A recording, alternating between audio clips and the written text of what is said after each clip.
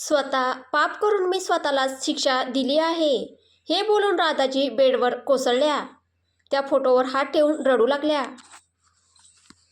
संध्याकाळची वेळ होती. प्रिया विचारात हरवलेली आहे हे पाहून राजेश्वरीजींनी तिला आज विश्रांती घ्यायला सांगितलं. ती नकार देत होती, पण राजेश्वरीजी ऐकेनात आणि स्वतः स्वयंपाकाची तयारी करू लागल्या. ठीक आहे सासूबाई, मी थोडा वेळ छतावर जाते. ठीक आहे, पण स्वतःची काळजी घे, राजलाही सोबत घे. नाही, अजिबात नाही, प्रिया तोंड वाकडं करत म्हणाली आणि निघून गेली. तिचं असं तोंड वाकडं केलेलं पाहून भाजी कापत असलेल्या राजेश्वरीजी म्हणाल्या, कापसासारखा राग आहे हिचा, नवऱ्याचं प्रेम भेटलं की लगेच चिकटून बसेल. असं बोलून त्या स्वतःच हसल्या. काही वेळाने राज खाली आला. इकडे तिकडे नजर फिरून तो किचनमध्ये जाऊन प्रियाला शोधू लागला. पण किचनमध्ये त्याला फक्त त्याची आईच दिसली. तू जेवण बनवत आहेस? प्रिया कुठे आहे? राजने हळूच विचारलं. का, माझ्या हातची चव आता तुला आवडत नाही का राजू? भोळ्या राणीच्या हातचं जेवणच हवंय, असं राजेश्वरीजी बोलल्या. हे ऐकून राज थोडा वेळ गप्प राहिला. राजेश्वरीजी आपल्या कामात गुंतल्या. तेव्हा तो हळूच त्यांच्याजवळ गेला आणि म्हणाला, ती फार छान स्वयंपाक करते. फार छान, नवरा सुधारतोय, राजेश्वरीजी भाजी ढवळत म्हणाल्या. पण आई म्हणजे आईच.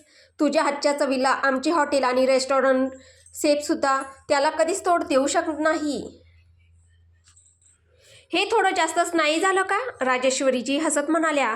नाही, खरंच सांगतोय, खूप खूप वेळा तुझ्या हातची खायची फार इच्छा होते. ते तू लहानपणी बनवून खायला घालत होतीस ना, पिठाचा शिरा, त्याची फार आठवण येते. मन खूप होतं, पण कधी तुला सांगू शकलो नाही. हे ऐकताच राजेश्वरीजींनी गॅस बंद केला आणि यावेळी राजला मिठीत घेतलं. राजनेही त्यांना घट्ट मिठी मारली. सॉरी आई, मी तो मुलगा बनू शकलो नाही जसा तू लहानपणापासून स्वप्न पाहिलं होतंस. इतकी वर्ष मी तुला आणि बाबांना दुःखाशिवाय काहीच दिलं नाही. तू असंच बोलून मला रडवत राहिलास ना, तर पिठाच्या शिऱ्यात साखरेऐवजी मीठ टाकीन तुझ्यासाठी. हम आपके हे कोण सारखं? राजेश्वरीजी म्हणाल्या. चालेल आई, त्यासाठी तर मी फार दिवसांपासून तरसलोय. मग मी ते मिठाचा हलवा समजून खाईन. राजचं हे ऐकून राजेश्वरीजी त्याच्यापासून थोड्या दूर झाल्या आणि हसू लागल्या. आणि मग राजचा चेहरा हातात घेऊन त्याचं डोकं थोडंसं खाली वाकवत राजेश्वरीजींनी मायेने त्याच्या कपाळावर एकामागून एक कितीतरी चुंबन दिली.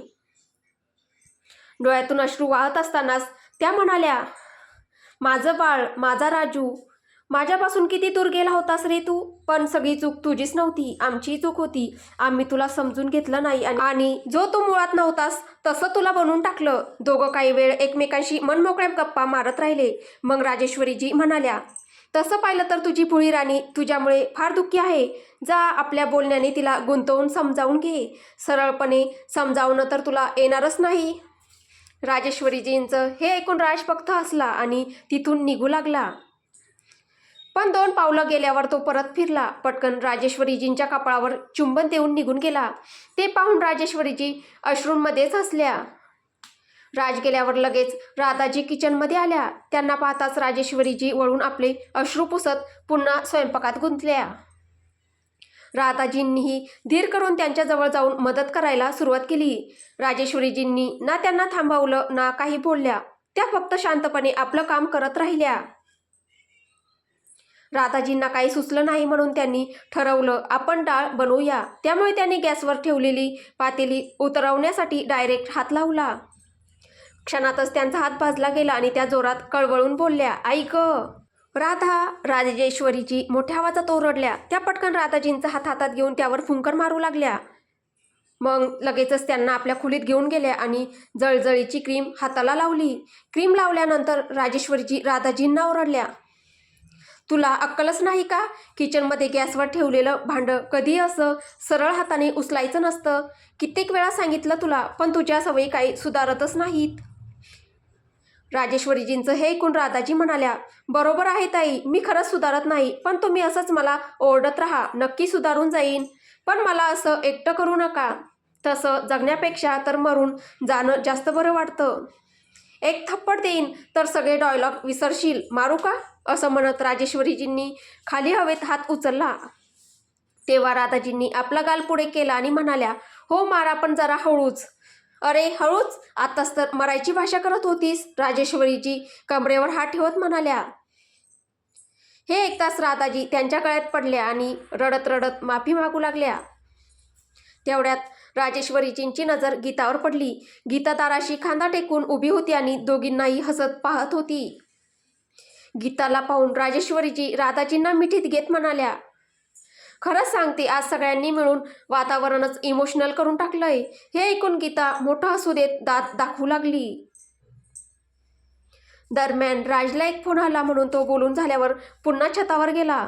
छतावर मस्त गार वारा वाहत होता. त्याची भोळी राणी थोड्या अंतरावर त्याच्याकडे पाठ करून उभी होती. आजूबाजूच्या इमारती, दूर दिसणारा रस्ता आणि त्यावर पडलेला स्ट्रीट लाईटचा उजेड ती शांतपणे पाहत होती. तू छतावर आहेस? मी तुला अख्ख्या घरात शोधत होतो, असं म्हणत राज तिच्या मागे गेला आणि तिला मागून आपल्या बाहुंमध्ये घेतलं. मी सासूबाईंना सांगूनच आले होते, प्रिया स्वतःला त्याच्या मिठीतून सोडत म्हणाली. तुझ्या सासूबाईंनी मला काहीच सांगितलं नाही. मीच तुला शोधत शोधत इथे आलो. फार दमलोय मी तर. मग मी काय करू? टाळ्या वाजव, गाणं गा. अजूनही रागावली आहेस? हो. किती वेळ राग धरून बसणार? माहीत नाही. मग कोणाला माहीत? माहीत नाही. तुला काही माहिती आहे की नाही? मला तुमच्या बोलण्यात अडकवायचा प्रयत्न करू नका, प्रिया चिडून म्हणाली. मग जाळं घेऊन येऊ का? प्रियाला आणखी चिडवण्याच्या मूडमध्ये राज म्हणाला. जाळं कशासाठी? भुवया एकत्र करत प्रिया म्हणाली. माझ्या बोलण्यात नाही तर जाळ्यात तरी अडकशील, असं म्हणत राजने हलकीशी शिट्टी वाजवली. मी काय मासोळी आहे? प्रिया पुन्हा चिडली. काटा आणि शेपूट तर दिसत नाही, आधुनिक मासोळी असशील, तिच्या खांद्यावर हात ठेवत राज म्हणाला. खांद्यावर हात का ठेवलास? त्याच्याकडे रोखून पाहत रागात प्रिया म्हणाली. ती रागात बोलली होती पण तो रागासारखा वाटतच नव्हता. मी काही जिम्नॅस्टिक करत नाही की पाय ठेवू, असं म्हणत राजने तिचा गाल हलकेच ओढला. राज, प्रियाने त्याचा हात झटकला आणि दुसऱ्या बाजूला निघून गेली. तू 90च्या दशकातल्या हिरोईनसारखं का वागतेस? एवढं लांब उभं राहणं गरजेचं आहे का?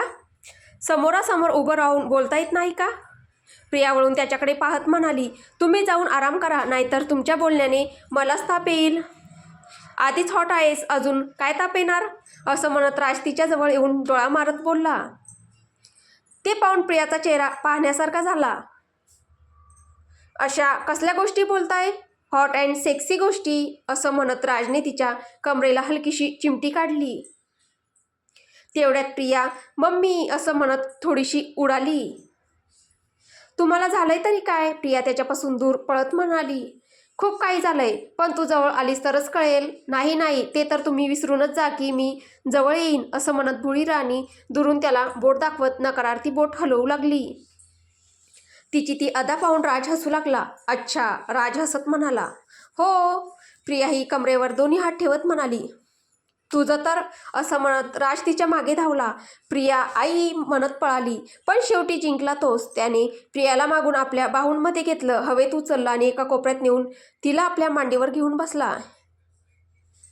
हे काय कृत्य करताय तुम्ही राज? सोडा मला, कोणीतरी येईल. राजच्या मांडीवरून उठत प्रिया म्हणाली. कोणी येणार नाही. सगळ्यांना माहीत आहे की आता मी तुला समजावत असेल म्हणून कोणीही डिस्टर्ब करणार नाही, असं म्हणत राजने प्रियाला आपल्या बाहुंमध्ये घट्ट आवळलं. तुमचा हा गैरसमज आहे की मी मान्य करेनच असं नाही. प्रत्येक वेळी नाही मानणार. तुम्ही तर प्रत्येक वेळी माझ्याबद्दल काही बोलून जातात, एकदाही माझा विचार करत नाही, असं म्हणत प्रियाने राजकडून चेहरा वळवला. हे पाहून राजने प्रेमाने तिचा चेहरा हातात घेतला. तिच्या डोळ्यात पाहत म्हणाला.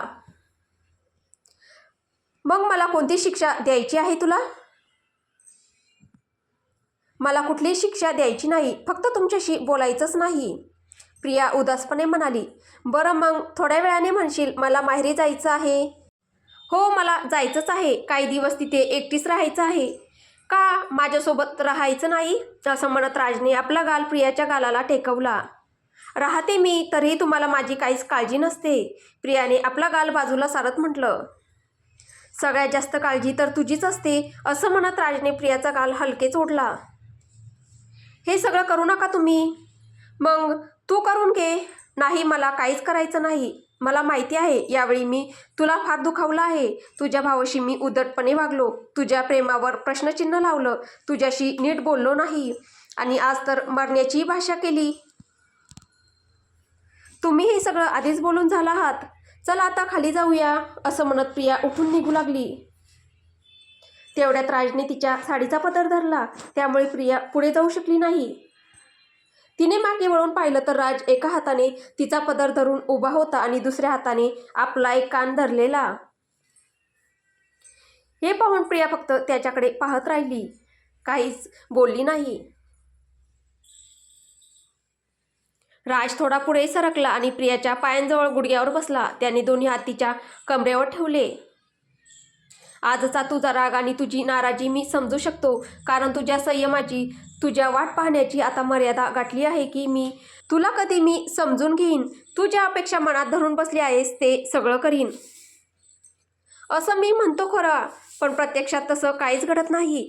तुला हसून सुद्धा रडवतो असा माणूस आहे मी. माझ्या चुका मला माहीत आहे प्रिया, तरी मी सुधारत नाही. राजच्या या शब्दांनी प्रिया पुन्हा भावूक होत होती. आपली लग्नगाठ ठरल्यापासून मी तुला प्रतीक्षा आणि वेदना यांच्याशिवाय काहीच दिलं नाही. माझ्या मनात ही गोष्ट घट्ट बसली होती की जर मी तुला सांगितलं की मला तू किती आवडतेस, मी तुला किती प्रेम करतो, तर कदाचित तुझं मन माझ्यापासून भरून जाईल आणि तू मला सोडून जाशील. पण प्रिया, हे सगळं मी असं उगाच स्वतःहून केलं नाही. किंजलसोबत जे घडलं त्यानंतर ही भीती मी मनात गाठ बांधून ठेवली. तीही हेमंतवर खूप प्रेम करायची आणि सांगायची की हेमंतही तिला तितकंच प्रेम करतो. पण हेमंतने तिच्यासोबत जे केलं त्यानंतर माझी मैत्रीणच मला सोडून निघून गेली आणि तेव्हापासून मी कुणावर प्रेम करायलाच घाबरू लागलो. तेव्हा माझ्या आजोबांचं म्हणणं मला योग्य वाटू लागलं की कोणालाही सांगू नकोस की तू त्याला किती प्रेम करतोस, कारण एकदा काही मिळालं की आपण त्याची किंमत ओळखत नाही. पण मी माझ्याच विचारात इतका आंधळा झालो की तुझं प्रेम समोर दिसत असूनही मला उमगलं नाही की तू तर एक निस्वार्थ प्रेम करणारी स्त्री आहेस, जी माझी पत्नी बनून आयुष्यात आली आहेस.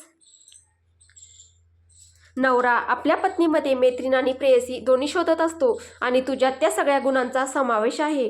त्यामुळे माझा अहंकारच अधिक वाढतो. पण मी हे विसरतो की माझी पत्नी तर माझ्यात एक मित्र, एक प्रियकर शोधत असशील. हे ऐकताच प्रियाच्या डोळ्यातून अश्रू थेंबाथेंबाने ओघळू लागले. माझ्या भूतकाळाचं विष मी आपल्या वर्तमानात मिसळून टाकलं, तरीसुद्धा तू प्रत्येक वेळी आपल्या नात्याचा प्राण वाचवत राहिलीस, प्रत्येक वेळी मला माफ करत राहिलीस. कधी तू आपल्या घरी फोन करून हे सांगितलं नाहीस की मी तुझ्याशी कसा वागतो. एवढं सगळं करूनही मी माझ्या बहिणीचीच चिंता करत राहिलो, ज्या बहिणीमुळे दुसऱ्याच्या बहिणीला अशा प्रकारे वेदना सहन कराव्या लागत होत्या. हे बोलताना राजचा गळा भरून आला. त्याने प्रियाचे दोन्ही हात धरले आणि डोकं खाली झुकवलं. प्रियाने राजच्या दोन्ही खांद्यावर हात ठेवत त्याला उभं राहायला सांगितलं. राज उभा राहिला, वारंवार डोळे पुसत कधी आकाशाकडे पाहत होता तर कधी प्रियाकडे. राज कपूर बनण्यासाठी खूप धैर्य लागतं. तुमच्यासारखी कणखरता दाखवणं कदाचित सोपं असेल, पण स्वतःच्या प्रत्येक चुकीला शब्दात मान्य करून माफी मागणं प्रत्येकाच्या आवाक्यात नसतं, असं म्हणत प्रियाने त्याच्या खांद्यापासून मनगटापर्यंत आपला हात फिरवला. तेव्हा राजने तिचा हात धरून प्रेमाने चुंबन दिलं. तुम्हाला असं पाहून मला अजिबात बरं वाटत नाही राज. तुम्ही जसे आहात तसेच मला आवडला आहात. तुम्ही बदलावे किंवा मी जसं म्हणते तसं वागावं अशी माझी कधीच इच्छा नव्हती. मला फक्त एवढंच हवं होतं की तुम्ही माझ्यावर विश्वास ठेवावा की मी तुमच्यावर खूप खूप प्रेम करते. विश्वास आहे, पूर्ण विश्वास आहे, आणि आता या विश्वासावर कधीच कोणताही प्रश्न उभा राहणार नाही. प्रॉमिस, असं म्हणत राजने प्रियाला हळूच आपल्या जवळ ओढलं. एक विनंती आहे तुमच्याकडे, मान्य कराल? प्रिया त्याच्या डोळ्यात पाहत म्हणाली. दोघांच्याही डोळ्यात अश्रू चमकत होते. इतकंच राज बोलू शकला. माझ्यावर कितीही राग काढा चालेल, पण प्लीज माझ्या आईवडिलांवर आणि भावावर कधीही अशा प्रकारे नाराज होऊ नका. ते मला फार दुखावतं. राज, माझ्यासाठी सगळेच महत्त्वाचे आहेत. जसं मी माझ्या कुटुंबावर प्रेम करते तसंच तुमच्या कुटुंबावरही करते, कारण तेही आता माझंच कुटुंब आहे. आणि तुमच्यावर तर मला अमाप बेइंतहा प्रेम आहे. मी तुमच्यापैकी कुणालाही निवडू शकणार नाही. प्लीज कधीही मला अशा वाटेवर उभं राहायलाच लावू नका. मरण्यापेक्षाही भयंकर असते ही परिस्थिती, खरंच सांगते. हे बोलताच प्रिया रडू लागली. क्षणाचाही विलंब न लावता राजने तिला आपल्या मिठीत घेतलं. तिच्या पाठीवरून मायेने हात फिरवत म्हणाला, वचन देतो आता कधीही तुला माझ्यात आणि आपल्या कुटुंबातला कुणी एक निवडण्याची वेळ येणार नाही. आज मी हा विचार आत्ताच इथेच संभवतो. आय लव्ह यू यार प्रिया, आय लव्ह यू. तुझी निरागसता मीच हिरावून घेतली यार. ज्या अदांवर मी जीव ओवाळून टाकतो त्याच अदीला मी संपवायला निघालो होतो. हे मी असं म्हणत नाही की मी आता कधीच रागावणार नाही, पण तुम्ही रागवा, जरूर रागवा, प्रिया छातीवर हात ठेवत म्हणाली. कारण मला माहीत आहे की माणूस आपला स्वभाव एकदम बदलू शकत नाही. जसं मी स्वतःला रडण्यापासून थांबवू शकत नाही तसंच तुम्ही स्वतःला रागवण्यापासून थांबवू शकत नाही. म्हणून तुम्ही रागवा, कारण तुम्हाला शांत करण्यासाठी मी आहे. फक्त रागाच्या भरात असं काही बोलू नका की मी पुन्हा तुमच्या प्रश्नांच्या घेऱ्यात उभी राहीन. उरलेलं सगळं मी पाहीन. तुम्हाला तुमच्या भूतकाळातून मुक्त करण्यासाठी मी आहे. प्रियाचे हे शब्द ऐकून अश्रूंमध्येच राज हलकासा हसला. तो आकाशाकडे पाहू लागला आणि मग प्रियाच्या संपूर्ण चेहऱ्यावर तो सतत चुंबन घेऊ लागला. इतक्या घाईघाईने चुंबन घेत होता जणू क्षणात प्रिया कुठेतरी नाहीशी होईल. तुझ्या याच अदांवर मी फिदा आहे. तू खरंच आपल्या नावासारखीच आहेस. तू जवळ असलीस की आजूबाजूला प्रेम आणि सकारात्मकता नांदते. तुझ्यामुळेच मी माझ्या आईशी त्या सगळ्या गोष्टी बोलू शकलो ज्या कदाचित मी कधीच बोलू शकलो नसतो. या घराच्या आनंदाची किल्ली तूच आहेस प्रिया. तुला मी कधीच गमावू शकत नाही, कधीच नाही. असं म्हणत राजने प्रियाच्या डोक्याला आपलं डोकं टेकवलं. मग तुम्ही काय आहात, कुलूप? प्रिया हसत हसत चेष्टेत म्हणाली. तेव्हा राजही हसला. आता तरी माहेरी जाणार नाहीस ना? बघ किती मनवलंय मी तुला, वरून रडलोही. म्हणजे मी कधीच माहेरी जाऊ नये का? प्रिया थोडीशी गोंधळलेली म्हणाली. जा, पण मला सोबत घेऊन. या खोलीत मी तुझ्याशिवाय एकटा राहू शकणार नाही. अच्छा, एवढी आठवण येते माझी? किती येते? प्रिया चहकत म्हणाली. ते माहीत नाही, सांगा ना. जेवढं बोललो तेवढं पुरेसं आहे. असं म्हणत राजने आपल्या रुमालाने प्रियाचे डोळे आणि गाल हलकेच पुसले. बोलण्यात तुमचं काय जातंय? एनर्जी, राज सपाट स्वरात म्हणाला. किती चालाक आहात. मी मान्य केलं तर लगेच पुन्हा रंग बदललात. म्हणजे तू मला गिरगिट म्हणतेस? असं म्हणत राजने एक भुवई उंचावली. नाही नाही, मी असं कधी म्हटलं? तू इशाऱ्यातच सांगून टाकलंस. मला सगळं कळतं. तुझ्या मनातली गोष्ट आपोआप ओठांवर आली. असं म्हणत राज तिला पुन्हा चिडवू लागला. अरे नाही राज, खरंच सांगते मी. खोटं बोलशील ना तर तुझा फेवरेट कार्टून शिनचॅन पाहणं बंद करून टाकीन, लक्षात ठेव. असं तो धमकीवजा सुरात बोलला. हे ऐकून प्रिया तोंड वाकडं करत बाल्कनीकडे पायरीकडे जात म्हणाली, माझी आणि शिनचॅनची लाईफ एकसारखीच झाली आहे. कुणालाच आम्हाला समजून घ्यायचं नसतं. सगळ्यांनाच आम्ही चुकीचेच वाटतो. बिचारा राज तिच्या मागे उभा राहून आपल्या बायकोची शिनचॅन कथा ऐकत होता. जणू शिनचॅन न पाहू देण्याची धमकी देऊन त्याने फार मोठं दुःखच दिलं होतं. तर आता पुढे काय होईल हे आपल्याला पुढच्या भागात पाहायला भेटेल. तुम्हाला ही कथा कशी वाटते आहे कमेंटद्वारे नक्की कळवा. कथा आवडत असेल तर व्हिडिओला लाईक करा, शेअर करा. कथेची पुढील भाग ऐकण्यासाठी आपल्या चॅनलला सबस्क्राईब करा. धन्यवाद.